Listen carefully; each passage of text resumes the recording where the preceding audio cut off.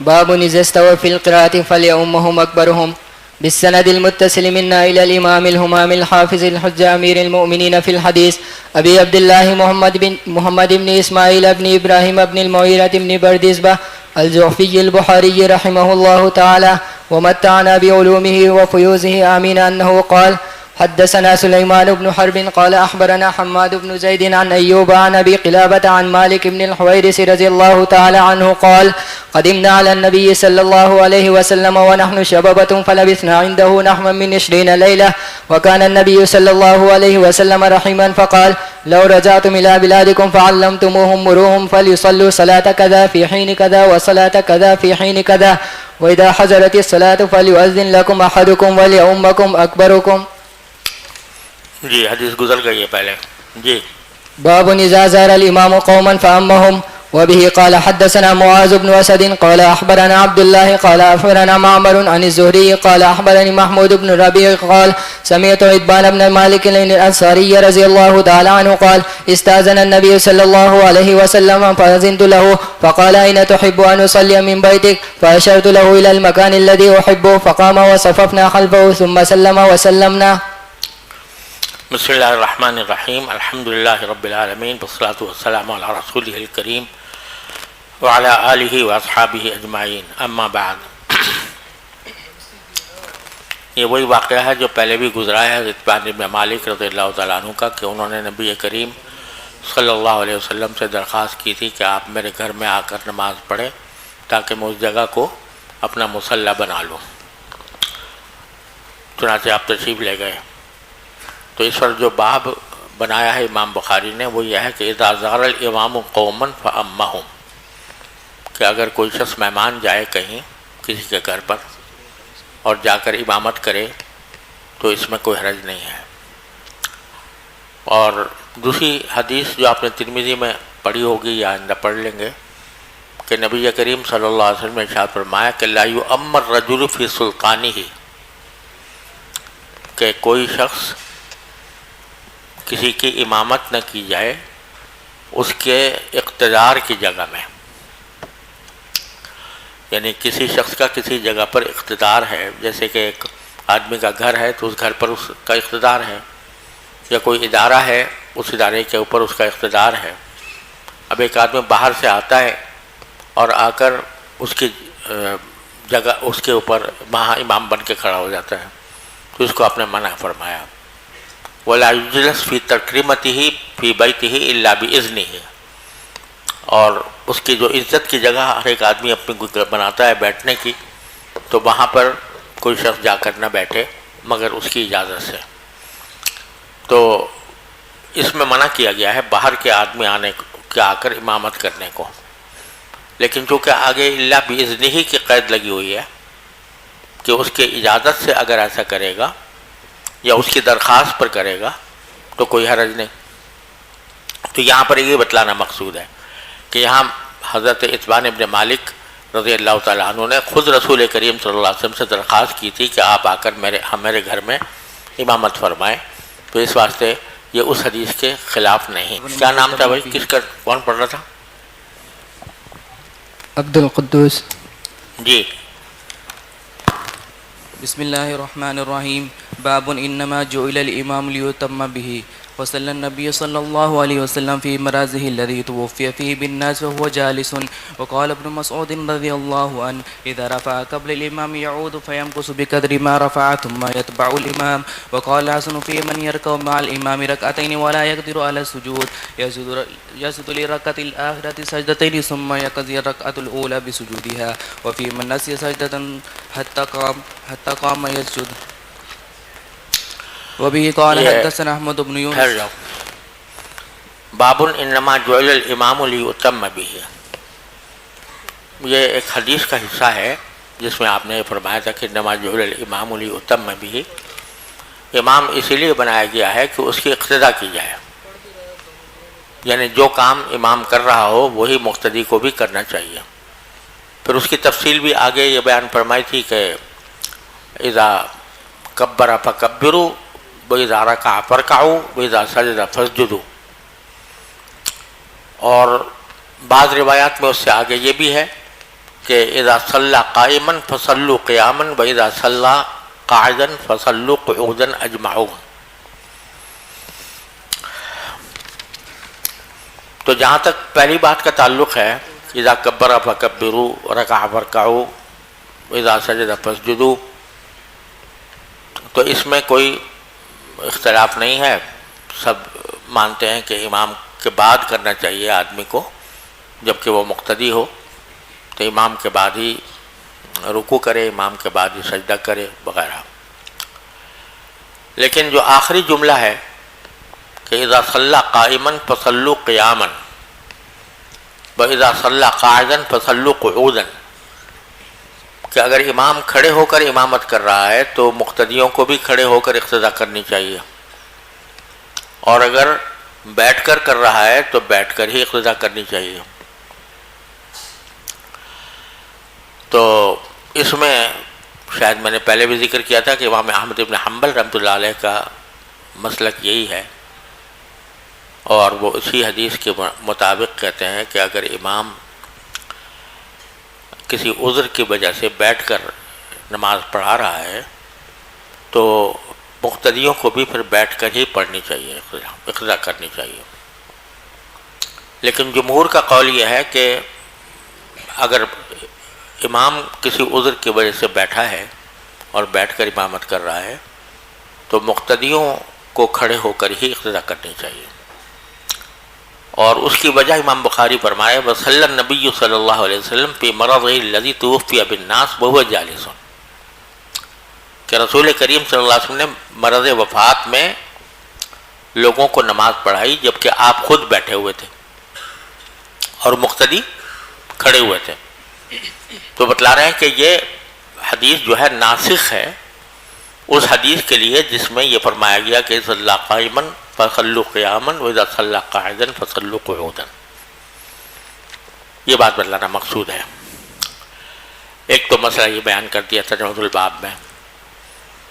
دوسرا مسئلہ حضرت عبداللہ بن مسعود کے حوالے سے امام بخاری نے نقل کیا ہے کہ اذا رفع قبل الامام يعود فيمكث بقدر ما رفع ثم يتبع الامام، کہ ویسے مقتدی کو حکم تو یہ ہے کہ وہ ہر کام امام کے بعد کرے. امام رکوع میں جائے تو پھر وہ بعد میں رکوع میں جائے، وہ سجدے میں جائے تو پھر بعد میں سجدے میں جائے. اسی طرح اگر وہ سجدے سے سر اٹھاتا ہے امام تو امام کے بعد سجدے سے سر اٹھائے. لیکن اگر کسی شخص نے غلطی سے سر پہلے اٹھا لیا، امام ابھی سجدے ہی میں تھا اور مقتدی نے سر پہلے اٹھا لیا، تو اب کیا کرے؟ تو امام حضرت عبداللہ بن مسعود فرماتے ہیں کہ جب دیکھے کہ ابھی تک امام سجدے ہی میں ہے اور میں نے سر پہلے اٹھا لیا ہے تو اس کو چاہیے کہ دوبارہ سجدے میں چلا جائے. یہاں تک تو اتفاق ہے سب کا. لیکن پھر آگے عبداللہ بن مسعود رضی اللہ تعالیٰ عنہ یہ فرماتے ہیں کہ جب دوبارہ سجدے میں جائے تو جتنی دیر اس نے بغیر امام کے سر اٹھا کر گزاری تھی اتنی ہی دیر امام کے اٹھنے کے بعد اتنی ہی دیر مزید سجدہ میں باقی رہے. فرض کرو کہ کسی شخص نے امام سے پہلے سر اٹھا لیا اور اس سے دیر اٹھائے رکھا کہ جس میں 2 مرتبہ سبحان اللہ کہہ سکتے تھے، تو اب دوبارہ جب جائے گا تو سجدے میں جانے کے بعد امام کے سر اٹھانے کے بعد 2 سبحان اللہ کی مقدار مزید سجدے میں رہے پھر اٹھے. یہ مطلب ہے اس کا اذا رفع قبل الامام يعود فيمكث بقدر ما رفع ثم يتبع الامام. حنفیہ کے ہاں یہ دوسری قید نہیں ہے، یعنی یہ کہ وہ ضرور اتنی دیر مزید سجدے میں رہے کہ جتنی دیر میں کہ وہ اٹھا تھا. تو یہ قید حنفیہ کے ہاں نہیں ہے، بس یہ کہ واپس چلا جائے دوبارہ سجدے میں اور پھر جب امام اٹھے تو وہ ساتھ بھی اٹھ جائے. اس میں مزید ٹھہرنے کی ضرورت حنفیہ نہیں سمجھتے. وقال الحسن فيما يركع مع الامام ركعتين ولا يقدر على السجود يسجد للركعه الاخره سجدتين ثم يقضي الركعه الاولى بسجودها. یہ حسن بصری رحمۃ اللہ علیہ ایک مسئلہ بیان کر رہے ہیں کہ فرض کرو کہ ایک آدمی 2 رکعت والی نماز میں امام کی اقتدا کر رہا ہے، فجر کی نماز ہے مثلا، اور اس میں وہ اقتدا کر رہا ہے امام کی، لیکن ہجوم اتنا ہے کہ اس کی وجہ سے وہ سجدہ کرنے پر قادر نہیں ہے۔ یہ صورت بکثرت پیش آ جاتی ہے حرمین میں حج کے زمانے میں یا رمضان میں، کہ ہجوم بے انتہا ہوتا ہے، اتنی قریب قریب صفیں ہو جاتی ہیں کہ آدمی کے لیے سجدہ کرنا ممکن ہی نہیں ہوتا۔ اب یہ تو کر لیا بیچارے نے کہ کھڑا رہا اور کھڑے ہونے میں اقتدا کر لی، تکبیر میں بھی کر لی، رکوع ہوا تو رکوع بھی کسی طرح کر لیا، پورا رکوع تو پھر بھی نہیں ہو سکتا، سمجھے نا، لیکن کسی قدر جھک گیا جس سے رکوع کا فریضہ ادا ہو گیا، لیکن سجدہ کرنے کی جگہ نہیں ہے، تو اب 1 رکعت پڑھی اس میں سجدہ نہیں کیا، دوسری رکعت پڑھی اس میں سجدہ نہیں کیا، اب جب کیا کرے وہ، پھر نماز ہو گئی نہیں ہو گئی؟ تو وہ کہتے ہیں کہ اس کا طریقہ یہ ہے کہ جب امام سلام پھیر دے تو اس وقت کچھ نہ کچھ گنجائش پیدا ہو جاتی ہے، مثلا اگلی صف والا جو ہے وہ اپنی نماز پڑھ کے چلا گیا تو آگے سجدے کی جگہ ہو گئی، تو کہتے ہیں جب امام سلام پھیر دے تو کیا کرے، یہ 2 سجدے کر لے، یہ آخری رکعت کے 2 سجدے ہیں، سمجھے، جو رہ گئے تھے، اور اس کے بعد پہلی رکعت کے بھی رہ گئے تھے نا، تو پہلی رکعت کے جو سجدے ہیں وہ سجدے نہ کرے بلکہ پھر باقاعدہ 2 رکعت 2 سجدے کر کے پھر کھڑا ہو جائے مسبوق کی طرح، اور کھڑے ہو کر پھر پوری رکعت ادا کرے سجدوں کے ساتھ، تو اس طرح اس کی نماز ہو جائے گی۔ کیا ہوا کہ 2 سجدے امام کے فارغ ہونے کے بعد کرے، یہ 2 سجدے کون سی رکعت کے ہوں گے؟ دوسری رکعت کے، اور پھر دوسری رکعت جب کر لی تو اب مسبوق کے طور پر پہلی رکعت جو ہے وہ کھڑے ہو کر ادا کرے، اس میں سجدے بھی کرے الی آخری۔ یہ مطلب ہے حسن بصری رحمۃ اللہ علیہ کا۔ قال الحسن فی من یرکع مع الامام رکعتین ولا یقدر علی السجود، 2 رکوع تو کر لیے لیکن سجدہ نہیں کر سکا، تو کیا کرے، یسجد للرکعۃ الآخرۃ سجدتین، تو آخر میں جا کر یعنی امام کے فارغ ہونے کے بعد آخری رکعت کے 2 سجدے کرے، ثم یقضی الرکعۃ الاولی بسجودها، پھر پہلی رکعت جو ہے اس کو قضا کرے سجدے کے ساتھ، یعنی جیسے مسبوق کرتا ہے۔ حنفیہ سے اس باب میں 2 روایتیں ہیں، ایک روایت یہی ہے جو حضرت حسن بصری نے کہی کہ اسی طرح کرے، اور بلکہ حنفیہ تو یہ کہتے ہیں کہ ایسے موقع پر اگر آدمی اپنے سامنے والے آدمی کی پشت پر بھی سجدہ کر لے تو ٹھیک ہے، اگر جگہ ہے اتنی کہ وہ دوسرے کے آگے سامنے آدمی جو ہے نا وہ سجدہ کیے ہوئے تو جا کے اس کی پشت پر سجدہ کر لے، حنفیہ کے ہاں ایسا کرنا جائز ہے۔ لیکن اگر اس کا موقع بھی نہیں ہے تو پھر یہ کرے جو امام حسن بصری کہہ رہے ہیں، ایک روایت یہ ہے۔ دوسری روایت یہ ہے کہ نہیں، جب وہ نماز ختم ہونے کے بعد 2 سجدے جو پہلی دوسری رکعت کے کرے گا تو اسی وقت 2 مزید سجدے رکعت اولا کے کر لیں، کیونکہ رکعت تو پڑھ لی تھی اس نے، سوائے سجدے رہ گئے تھے، تو سجدے اب اس کے معنی یہ ہوا ہے کہ 4 سجدے کرے گا، 2 رکعت پہلے 2 سجدے وہ آخری رکعت کے ہوں گے اور دوسرے سجدے 2 سجدے پہلی رکعت کے ہوں گے۔ یہ دونوں روایتیں ہیں امام ابو حنیفہ رحمۃ اللہ علیہ سے، واللہ سبحانہ وعلم۔ وفی من نسی سجدۃ حتی قام یسجد، تیسرا مسئلہ یہ بیان کیا کہ اگر کوئی شخص کوئی سجدہ بھول گیا، ایک سجدہ کیا اور غلطی سے یہ سمجھا کہ 2 سجدے کر چکا ہوں، کھڑا ہو گیا، تو کھڑے ہونے کے بعد بھی اگر یاد آ جائے کہ میرا ایک سجدہ رہ گیا ہے تو واپس آ کر دوبارہ سجدہ کرے اور پھر آگے جا کر سجدے سہو کرے گا. سمجھے نا؟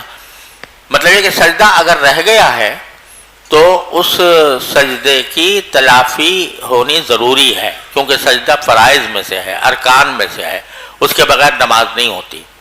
لہذا وہ اس کو واپس آنا چاہیے اور پھر سجدہ کرنا چاہیے.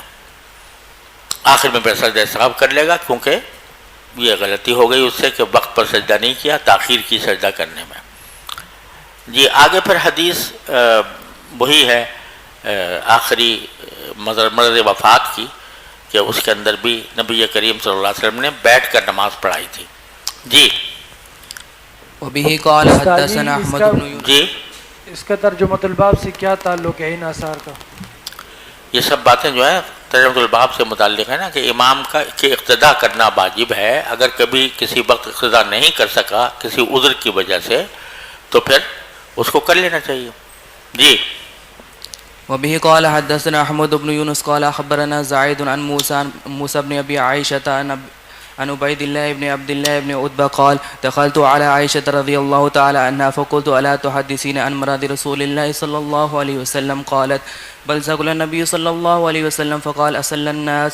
قلنا لا وهم ينتظرونك يا رسول الله. قال زعوا لي ماء في المغسل. قال ففعلنا فاغتسل فذهب لينوء فأغمي عليه ثم أفاق فقال أصلى الناس؟ قلنا لا هم ينتظرونك يا رسول الله. قال زعوا لي ماء في المغسل. قالت فعلنا فاغتسل ثم ذهب لينوء فأغمي عليه ثم أفاق فقال أصلى الناس؟ قلنا لا هم ينتظرونك يا رسول الله. قال زعوا لي ماء في المغسل. فقعد فاغتسل ثم ذهب لينوء فأغمي عليه ثم أفاق فقال أصلى الناس؟ قلنا لا وهم ينتظرونك يا رسول الله والناس وقوف في المسجد ينتظرونك النبي صلى الله عليه وسلم لصلاة العشاء الآخرة. فأرسل النبي صلى الله عليه وسلم إلى أبي بكر بأن يصلي بالناس. فأتاه رسول فقال إن رسول الله صلى الله عليه وسلم يأمرك أن تصلي بالناس. فقال أبو بكر فقال رجل ركيك يا عمر صلي بالناس. فقال له عمر أنت حق بذلك. فصلى أبو بكر تلك الأيام. ثم إن النبي صلى الله عليه وسلم وجد من نفسه خفة فخرج بين رجلين أحدهما العباس لصلاة الظهر وأبو بكر يصلي بالناس. فلما رآه أبو بكر ذهب ليتأخر فأومى إليه النبي صلى الله عليه وسلم بأن لا يتأخر. فقال أجلسان إلى جنبه فاجلساه إلى جنب أبي بكر. قال فجعل أبو بكر يصلي وهو يأتم بالصلاة النبي صلى الله عليه وسلم والناس بالصلاة أبي بكر والنبي صلى الله عليه وسلم قاعد. قال عبيد الله فدخلت على عبد الله بن عباس فقلت له ألا أعرض عليك ما حدثتني عائشة عن مرض النبي صلى الله عليه وسلم؟ قال هذه. فعرضت عليه حديثها فما أنكر منه شيئا غير أنه قال أسمت لك الرجل الذي كان مع العباس؟ قلت لا. قال هو علي. جی کیا کہہ رہے تھے؟ کون استاد جی یہ نماز جو ہے یہ آخری نماز سے مراد ہے؟ جی یہ نماز جو ابھی ذکر ہو گیا ہے کہ نبی علیہ السلام نماز کے لیے تشریف لے آئے، جی اس سے آخری نماز مراد ہے یا کوئی اور موقع ہے؟ آخری نماز. تو پچھلی جو حدیث گزر چکی ہے اس میں بتایا کہ آپ نے فرمایا کہ یہ جو صبح کی نماز تھی اور نبی علیہ السلام تشریف لے آئے. بھائی وہ صبح کی نماز میں تشریف نہیں لائے تھے، بس صرف وہاں سے دیکھا تھا صحابہ کرام کو، نماز نہیں پڑھائی تھی اور نماز میں شامل بھی نہیں ہوئے تھے. اور یہ جو ہے اس میں شامل ہوئے آپ اور آپ نے نماز بھی پڑھائی. جی وبه قال حدثنا عبد الله بن يوسف قال أخبرنا مالك عن هشام بن عروة عن أبيه عن عائشة أم المؤمنين رضي الله تعالى عنها أنها قالت صلى رسول الله صلى الله عليه وسلم في بيته وهو شاك فصلى جالسا وصلى وراءه قوم قياما فأشار عليه أن أجلسوا. فلما انصرف قال إنما جعل الإمام ليتم به فإذا ركع فركع وإذا رفع فرفع وإذا قال سمع الله لمن حمده فقولوا ربنا ولك الحمد وإذا صلى جالسا فصلوا جلوسا أجمعون. یہ وہ واقعہ ہے جس میں آپ گھوڑے سے گر گئے تھے نا، تو اس وقت آپ غرفہ میں آپ نے قیام کیا تھا. تو رسول کریم صلی اللہ علیہ وسلم نے نماز پڑھی جبکہ اپنے گھر میں، جبکہ آپ شاکن تھے. شاکن شکا یشکو سے ہے. یعنی آپ کو کچھ شکایت تھی کسی بیماری کی، مریض تھے، تو آپ نے بیٹھ کر نماز پڑھائی اور پیچھے جو ہے لوگ کھڑے ہوئے تھے، تو آپ نے اشارہ کیا کہ بیٹھ جاؤ، اور جب فارغ ہوئے تو فرمایا کہ انما جعل الامام لیؤتم بہ فاذا رکع فارکعوا واذا رفع فارفعوا واذا قال سمع اللہ لمن حمدہ فقولوا ربنا ولک الحمد واذا صلی جالسا فصلوا جلوسا اجمعون۔ یہ وہ روایت لائے ہیں کہ جو اس آخری حصے کے متعلق منسوخ ہوئی۔ جی وبه قال حدثنا عبد الله بن يوسف قال أخبرنا مالك عن ابن هشام عن ابن شهاب عن أنس بن مالك رضي الله عنه أن رسول الله صلى الله عليه وسلم ركب فرسا فسري أن فجهش شقه الأيمن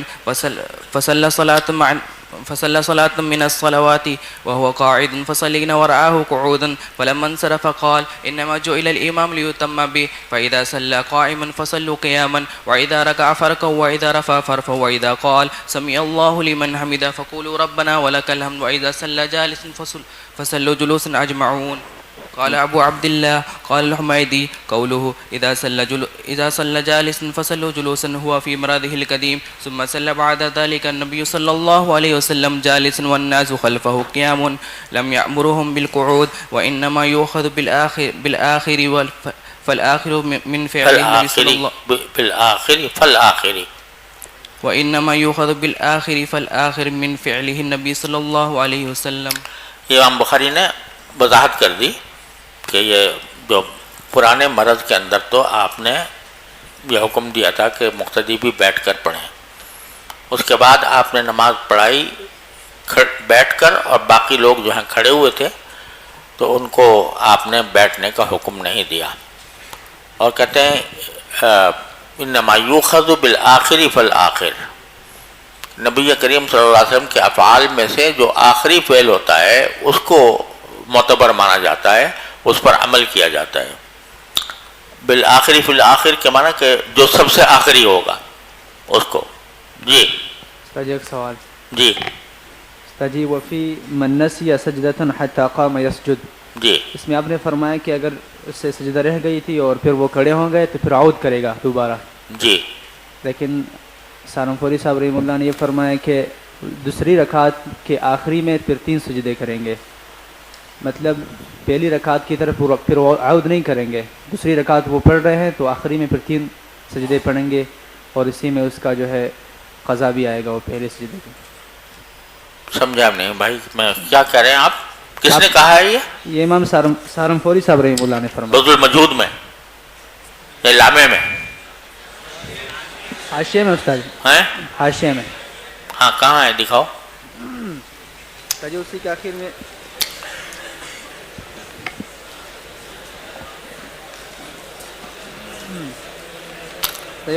وقال الحسن پہ انہوں نے ایک حاشیہ لکھا ہے، قال الحسن پر جی، وقال الحسن في من يركع مع الامام ركعتين ولا يقدر على السجود، اس کے نیچے آخر میں والثانية لکھا، والثانية في قوله في من نسي فوصلها ابن ابي شيبة بأتم منه ولفظها في رجل نسي سجدة من اول صلاته فلم يذكرها حتى كان آخر ركعة من صلاته قال يسجد 3 سجدات فإن ذكرها قبل السلام يسجد سجدة واحدة وإن ذكر بعد انقضاء الصلاة يستأنف الصلاة۔ یہ تو مطلب مزید تفصیل ہے نا اس کی۔ ایک صورت تو یہ ہے کہ آدمی کھڑا ہو گیا اور ایک سجدہ بھول گیا تھا، کھڑے ہو کر یاد آئے گا تو بیٹھ جائے گا۔ اب آگے کہتے ہیں کہ دوسرا مسئلہ الگ بیان کیا ہے کہ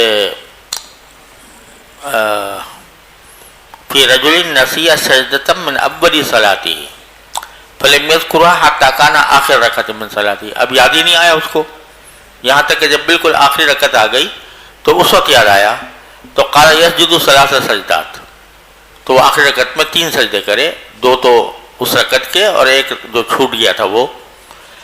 فإن ذکرها قبل السلام، اور اگر سجدے بھی آخری رکعت کے سجدے بھی کر چکا تھا اور سلام سے پہلے یاد آ گیا تو پھر ایک مزید سجدہ کرے گا وہ جو چھوٹ گیا تھا، اور اگر نماز ختم ہونے کے بعد یاد آیا تو پھر نماز باطل ہو گئی، تو یستانف الصلاۃ، تو اثر نو نماز پڑھے گا۔ کیا اشکال ہے اس میں؟ استاد جی اگر اس میں دوسری رکعت میں اس کو یاد آیا ہاں تو پھر عود کرے گا یا اسی دوسری رکعت کے آخر میں ایک سجدہ پڑھیں گے تو سجدے کے ساتھ کرے گا، عود نہیں کرے گا؟ عود نہیں کرے گا. یعنی اگر فرض کرو کہ اس کو سجدے سے پہلے پہلے یاد آ گیا تب تو عود کرے گا. سجدے سے پہلے پہلے اگر یاد آ گیا اور سجدے میں یاد آیا تو ایک سجدہ مزید کر لے گا، اور اگر پوری رکعت کر لی اور پھر تیسری رکعت میں کھڑا ہو گیا اور پھر یاد آیا تو پھر عود نہیں کرے گا بلکہ آخر میں پڑھے گا. جی بسم اللہ الرحمن الرحیم. باب متى يسجد من خلف الامام. قال انس رضی اللہ عنہ عن النبی صلی اللہ علیہ وسلم فاذا سجد فاسجدوا. جی وبه قال حدثنا مسدد قال حدثنا يحيى بن سعيد عن سفيان قال حدثني أبو إسحاق قال حدثني عبد الله بن يزيد قال حدثني البراء رضي الله عنه وهو غير كذب قال كان رسول الله صلى الله عليه وسلم إذا قال سمع الله لمن حمده لم يحن أحد منا ظهره حتى يقع النبي صلى الله عليه وسلم ساجدا ثم نقع سجودا بعده. وبه قال حدثنا أبو نعيم قال حدثنا سفيان عن أبي إسحاق نحوه. یہ فرما رہے ہیں کہ جب نبی کریم صلی اللہ علیہ وسلم سجدے میں تشریف لے جاتے تھے تو ہم مقتدیوں میں سے کوئی شخص اپنی پشت کو ٹیڑھا بھی نہیں کرتا تھا، جھکاتا بھی نہیں تھا جب تک کہ آپ پورے سجدے میں چلے جائیں. یعنی چونکہ امام کی اقتداء ضروری ہے تو ہر کام امام کے بعد ہونا چاہیے. تو جب حضور اقدس صلی اللہ علیہ وسلم سجدے میں جاتے تو ہم میں سے کوئی شخص اپنی پشت کو جھکاتا بھی نہیں تھا جب تک کہ آپ سجدے میں چلے نہ جاتے. لم یحنو اور لم یحنی دونوں طرح پڑھ سکتے ہیں. حنا یحنو حنا یحنی دونوں کے معنی جھکانے کے آتے ہیں. جی باب اسم من رفع رأسه قبل الإمام. وبه قال حدثنا حجاج بن منهال قال حدثنا شعبة عن محمد بن زياد قال سمعت أبا هريرة رضي الله عنه عن النبي صلى الله عليه وسلم قال أما يخشى أحدكم أو قال ألا يخشى أحدكم إذا رفع رأسه قبل الإمام أن يجعل الله رأسه رأس حمار أو يجعل الله صورته صورة حمار. یہ فرمایا کہ کیا تمہیں اس بات سے ڈر نہیں لگتا کہ اگر کوئی آدمی امام سے پہلے جان بوجھ کر سر اٹھا لے تو کہیں اللہ تعالیٰ اس کے سر کو گدھے کا سر نہ بنا دے یا اس کی صورت کو گدھے کی صورت نہ بنا دے. مطلب یہ کہ یہ اتنا سنگین معاملہ ہے اور سنگین طور پر ناجائز ہے کہ اگر اللہ تبارک و تعالیٰ اس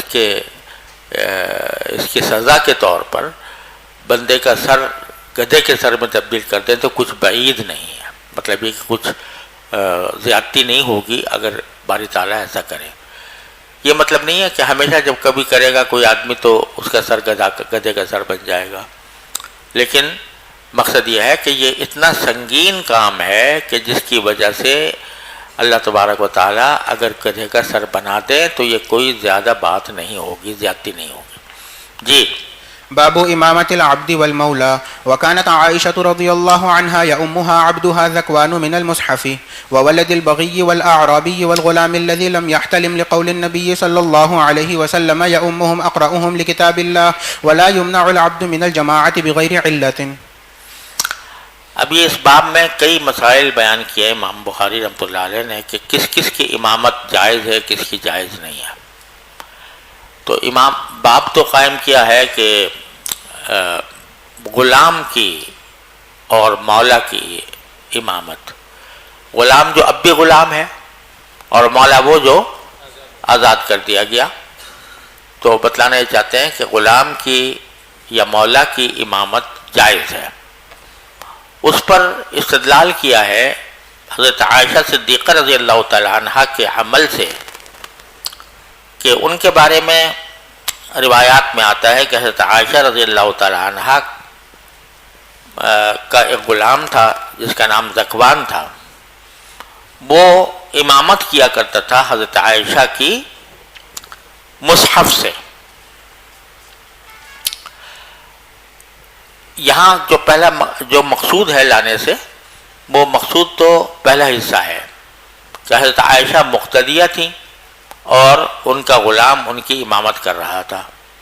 تو معلوم ہوا کہ غلام کی امامت جائز ہے.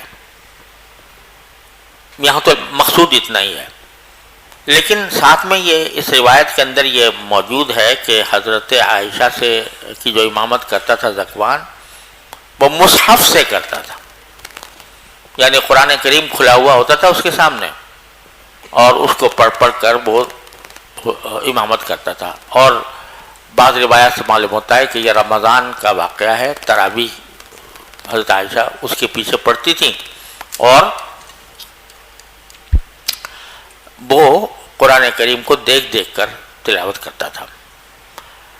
چنانچہ اس حدیث کی بنا پر حضرت امام احمد بن حنبل رحمۃ اللہ علیہ فرماتے ہیں کہ اگر کوئی شخص امامت کرے اس طرح کہ قرآن کریم اس کے آگے کھلا ہوا ہو اور اس کو دیکھ کر پڑھے تو جائز ہے، اس سے نماز پر کوئی اثر نہیں پڑتا۔ بعض شافعیہ اور بعض مالکیہ نے تراویح کے اندر اس کی اجازت دی ہے، غیر تراویح میں نہیں۔ اور حنفیہ کے ہاں امام ابو حنیفہ رحمۃ اللہ علیہ کا مذہب یہ ہے کہ اگر کوئی شخص اس طرح تلاوت کرے گا، نماز میں دیکھ دیکھ کر پڑھے گا تو نماز ہی نہیں ہوگی، فاسد ہو جائے گی۔ اور صاحبین کا قول یہ ہے، امام ابو یوسف امام محمد رحمہ اللہ کا، کہ مکروہ ہے ایسا کرنا لیکن ہو جائے گی نماز۔ وہ جو مکروہ کہتے ہیں وہ تشبہ باہل کتاب کی وجہ سے کہتے ہیں۔ اور امام ابو حنیفہ نے جو کہا ہے کہ نماز نہیں ہوگی تو اس کی ایک وجہ تو بعض حضرات یہ بیان کرتے ہیں کہ یہ اس میں عمل کثیر لازم آتا ہے، کیونکہ قرآن کریم اگر ہاتھ میں ہے، ہاتھ میں پڑھ رہا ہے تو ہاتھ اٹھے ہوئے ہیں، برقع کھولے گا تو یہ اسی طرح ہوگا جیسے کہ عمل کثیر ہوتا ہے، اس لیے ناجائز، اس لیے وہ کہتے ہیں نماز نہیں ہوتی۔ اور ایک وجہ بعض لوگوں نے یہ بیان کی ہے کہ یہ تلقن من الخارج ہے۔ آپ نے فقہ میں پڑھا ہوگا کہ امام ابو حنیفہ کے نزدیک نماز کے باہر سے کوئی لقمہ لینا یا نماز کے باہر سے کوئی تعلیم حاصل کرنا یہ نماز کے لیے مفسد ہوتا ہے۔ تو اگر مصحف باہر ہے اور مصحف کو دیکھ کر آدمی نماز پڑھ رہا ہے تو یہ تلقن من الخارج ہے۔ دونوں وجہ بھی ہو سکتی ہیں امام ابو حنیفہ کے نزدیک، کہ ایک اس وجہ سے ناجائز ہے یا نماز نہیں ہوتی کہ اس میں عمل کثیر ہے، اور دوسرے یہ بھی ہو سکتا ہے کہ تلقن من الخارج کی وجہ سے وہ مفسد قرار دیتے ہوں۔ امام ابو یوسف اور امام محمد رحمہ اللہ تعالی یہ فرماتے ہیں کہ یہ مفسد تو ہے نہیں، کیونکہ اگر کوئی شخص نماز میں قرآن کریم کو دیکھ کر پڑھ رہا ہے، سامنے قرآن ہے لیکن ہاتھ میں نہیں اٹھایا ہوا، سامنے رکھا ہوا ہے اور دیکھ دیکھ کے پڑھ رہا ہے، زیادہ زیادہ یہ ہوا کہ برقع پلٹ دیا ایک ہاتھ سے، تو عمل کثیر نہیں ہوا۔ اور تلقن میں خارج بھی وہ اس وجہ اس کو یا تو وہ مفسد نہیں کہتے، یا اگر مفسد کہتے ہیں تو اس کو اس سے مستثنا کرتے ہیں روایت کی وجہ سے۔ البتہ مکروہ قرار دیتے ہیں تشبہ باہل کتاب کی وجہ سے، کہ اہل کتاب جو اپنی نماز پڑھتے ہیں نا، وہ سامنے ان کی کتاب ہوتی ہے، بائبل وغیرہ سامنے رکھی ہوتی ہے، اس میں سے وہ کچھ حصے پڑھتے ہیں، اس لیے مکروہ قرار دیا۔ اب سوال یہ پیدا ہوتا ہے کہ حضرت عائشہ کا جو یہ عمل منقول ہے کہ یہ جو ذکوان ان کے غلام تھے وہ مصحف سے تلاوت کرتے تھے اور حضرت عائشہ ان کی اقتداء کرتی تھیں، تو اس کا کیا کہ توجیہ ہوگی؟ تو بعض حنفیہ نے توجیہ یہ کی ہے کہ یہ مطلب بھی ہو سکتا ہے من المصحف کا کہ وہ رکعت کے ختم ہونے کے بعد اگلی رکعت کے حصے کو دیکھ کر یاد کر لیتے تھے، پھر جماعت اگلی رکعتوں میں کراتے تھے۔ لیکن یہ بظاہر یہ توجیہ جو ہے الفاظ روایت کے ساتھ منسجم نہیں ہے۔ ظاہر یہی ہے کہ حضرت عائشہ رضی اللہ تعالیٰ عنہ کا مسلک یہی تھا اور وہ قرآن کریم کو دیکھ کر پڑھنے کو ناجائز بھی نہیں سمجھتی تھی اور مفسد صلاۃ بھی نہیں سمجھتی تھی. تو بہرحال یہ چونکہ اجتہادی مسئلہ ہے، مجتہد فی ہے، تو اس میں اگر حضرت عائشہ کی ایک رائے ہے تو دوسرے مجتہد حضرات کی دوسری رائے بھی ہو سکتی ہے. اس وجہ سے اس پہ کچھ زیادہ لمبی بحث کرنے کی ضرورت نہیں. پھر آگے کہتے ہیں بولد البغی، یعنی امامت ولد البغی، کسی ولد الزنا کا امامت کرنا. بتلانا یہ مقصود ہے کہ ولد الزنا اگر کوئی شخص ہے تو اس کی امامت میں کچھ کراہت تو ہے لیکن نماز ہو جائے گی. کراہت بھی اس وقت ہے جب کہ لوگوں میں اس کی شہرت اچھی نہ ہو، تو اس کی وجہ سے لوگ جو ہے اس کی اقتداء کرنے میں کچھ دل میں رکاوٹ محسوس کرتے ہوں. لیکن اگر ایسا نہیں ہے تو نماز ہو جائے گی. والاعرابی، اسی طرح دیہاتی آدمی ہے تو محض دیہاتی ہونے کی بنا پر اس کو امامت سے نااہل نہیں کہا جا سکتا. سمجھے نا؟ والغلام الذی لم یحتلم، یہ پہلے دو مسئلے تو متفق علیہ ہیں. بلد البغی کی امامت بھی درست ہے اور اعرابی کی امامت بھی درست ہے. لیکن جو تیسری بات بتائی ہے کہ وہ بچہ جو ابھی تک بالغ نہیں ہوا، تو بالغ نہیں ہوا بھی نہیں، نابالغ بچہ ہے، اس کی امامت، امام بخاری کا رجحان اس طرف ہے کہ بچے کی امامت جائز ہے، اور یہی امام شافعی کا مسلک بھی ہے. حنفی یہ کہتے ہیں کہ بالغ کی امامت درست نہیں ہے، کیونکہ آپ نے یہ حدیث پڑھی ہوگی کہ رفع القلم عن ثلاث، عن المجنون حتی یفیق وعن الصبی حتی یبلغ او یحتلم الی آخرہ. تو اس میں صبی کو غیر مکلف قرار دیا گیا. جب وہ غیر مکلف ہے تو مکلفین کا امام کیسے ہو سکتا ہے؟ اس وجہ سے حنفی اس کو امامت کو جائز قرار نہیں دیتے. اور جو حضرات جائز قرار دیتے ہیں وہ بنو سلمہ کے ایک واقعے سے قرار دیتے ہیں جو آپ نے پڑھا ہے نا. تو وہاں پر وہ جو بچے تھے نا وہ امامت کیا کرتے تھے، اور انہیں اس لیے کرتے تھے کہ ان کو قافلے والوں سے یاد کر کر کے انہیں قرآن زیادہ یاد ہو گیا تھا دوسروں کے مقابلے میں. تو وہ امامت کرتے تھے اور باقی لوگ بالغ لوگ ان کی اقتداء کرتے تھے. لیکن حنفیہ اس کے جواب میں یہ کہتے ہیں کہ بھائی اگر اس سے نابالغ کی امامت پر استدلال کیا جا سکتا ہے تو پھر کل کو آپ یہ بھی کہہ سکتے ہیں کہ کشف عورت کے ساتھ بھی نماز ہو جاتی ہے، کیونکہ آپ نے اسی حدیث میں پڑھا ہوگا کہ ایک بوڑھی عورت نے یہ کہا تھا کہ غطوا عنا استقاریکم، کہ بھائی یہ جو تمہارے قاری صاحب ہیں ان کی کم از کم ان کی جو دبر ہے وہ اس کو تو ڈھک دو. تو پھر جا کے کپڑے ان کے لیے آئے تھے اور پھر وہ تو اب وہ کہہ رہی ہیں غطوا عنا استقاریکم، جس کا معنی ہے کہ اس نمایاں ہو رہی تھی.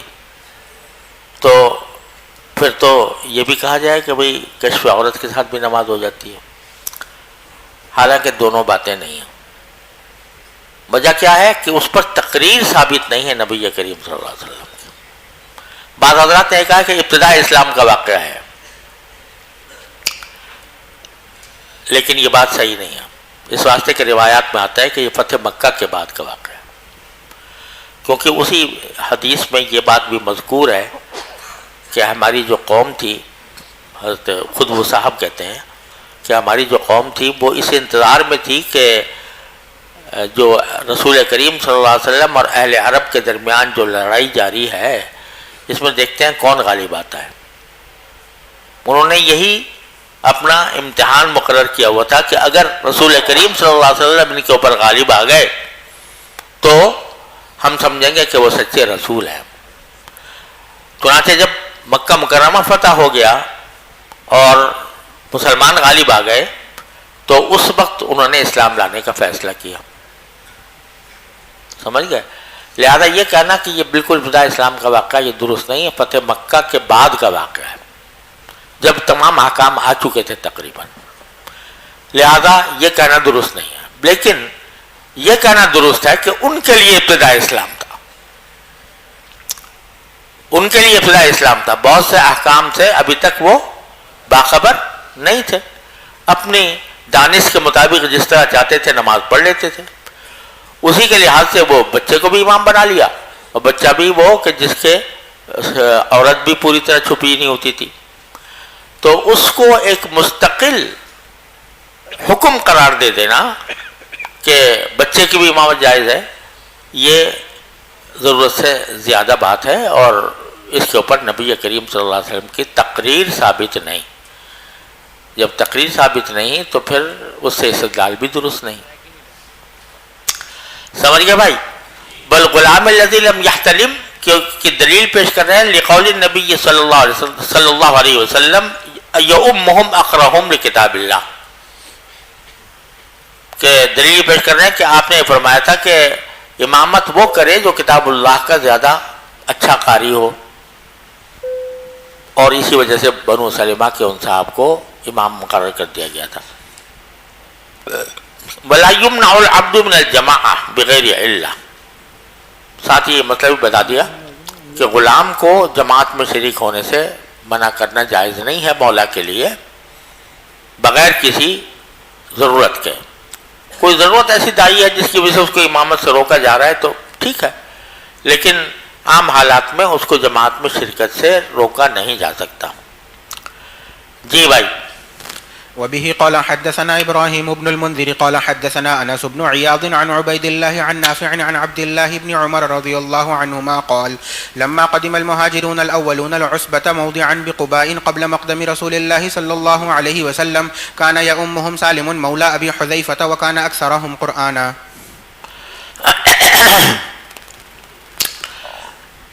یعنی جب مہاجرین عصبہ میں آئے، عصبہ ایک جگہ کا نام ہے، موضعا بقبا، وہ ایک جگہ ہے قبا میں، رسول کریم صلی اللہ علیہ وسلم کی تشریف آوری سے پہلے، تو اس وقت امامت کرتے تھے سالم مولا ابی حذیفہ، کیوں؟ اس لیے کہ وہ زیادہ قرآن ان کو یاد تھا۔ جی۔ وبه قال حدثنا محمد بن بشار قال حدثنا يحيى قال حدثنا شعبة قال حدثنا أبو التياح عن أنس بن مالك رضي الله عنه عن النبي صلى الله عليه وسلم قال اسمعوا وأطيعوا وإن استعمل حبشي كأن رأسه زبيبة۔ یہ آپ نے حکم دیا ہے کہ اپنے امیر کی باتیں مانو، اسمعوا وأطيعوا، خواہ تمہارے اوپر کوئی حبشی کو حامل بنا دیا جائے، ایسا حبشی کہ جیسے اس کی کا سر جو ہے کشمش کی طرح ہو، چھوٹا سا سر ہو۔ اب عبد حبشی جو ہے وہ اصلاً تو اہل نہیں ہے اس بات کا کہ اس کو حکمران بنایا جائے، لیکن اگر فرض کرو کہ زبردستی بنا دیا گیا تو آپ نے فرمایا اس کی بھی سمع و اطاعت کرو،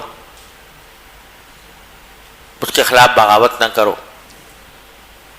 یہ سمع و اطاعت کا جو حکم ہے اس میں یہ بات بھی داخل ہے کہ جب امام بن گیا، امام اکبر جو خلیفہ ہوتا ہے وہ کیا ہوتا ہے؟ امام اکبر، تو پھر امام اصغر بننے میں کیا ہے؟ یعنی نماز کا امام بھی بن سکتا ہے، تو اس سے معلوم ہوا کہ عبد حبشی بھی امام بن سکتا ہے، لہذا اس سے غلام کی امامت ثابت ہوئی۔ صلی اللہ تعالی علی خیر خلق۔